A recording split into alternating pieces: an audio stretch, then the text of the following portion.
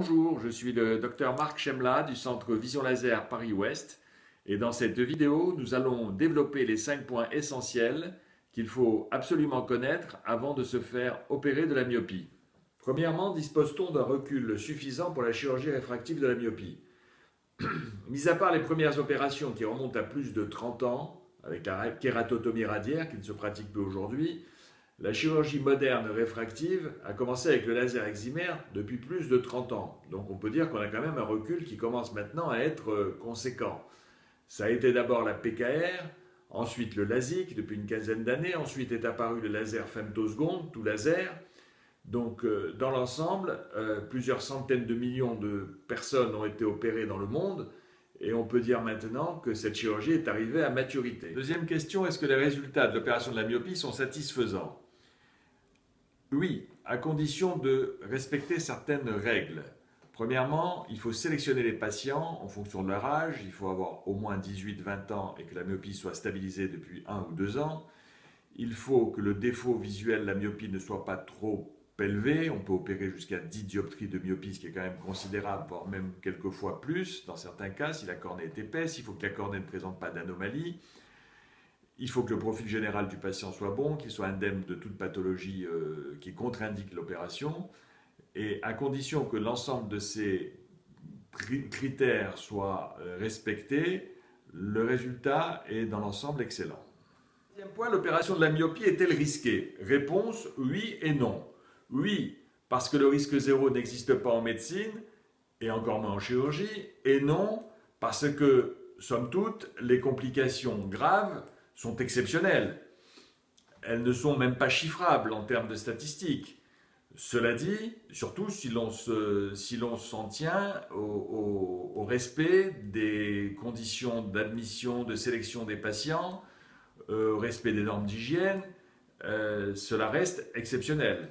Par contre, les petits effets indésirables transitoires sont relativement assez fréquents. Cela peut être les yeux secs, surtout chez les patients qui ont été traités par antiacnéiques dans les années précédentes, genre Roaccutane ou autre. Ça peut être une petite irritation, une petite gêne, des halos à la conduite de nuit. Cela reste bénin, cela reste transitoire, et dans l'immense majorité des cas, ça va disparaître spontanément ou avec des collyres hydratants en quelques jours, voire en quelques semaines. Quatrième point, quelle technique choisir? Il est vrai que pour le patient, il est difficile parfois de s'y retrouver dans toutes ces différentes techniques, cette technologie qui varie d'un centre à l'autre.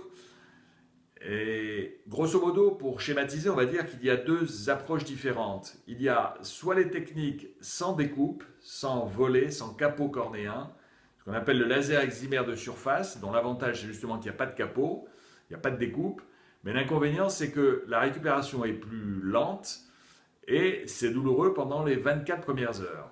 Ou bien deuxième philosophie, nous avons les techniques avec capot, genre LASIK ou femtolasique.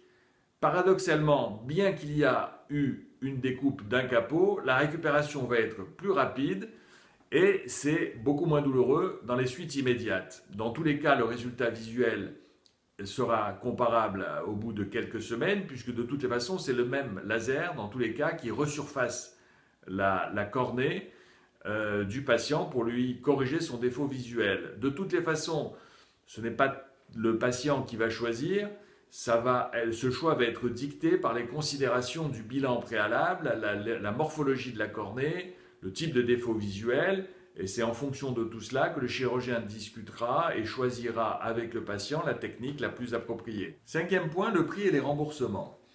Alors le prix est variable selon le type d'intervention pratiquée. Toutes les opérations n'ont pas le même coût. Il est variable d'un pays à l'autre, et même en France, il est variable d'une clinique à l'autre, ce qui est parfois d'ailleurs difficile à comprendre pour le patient.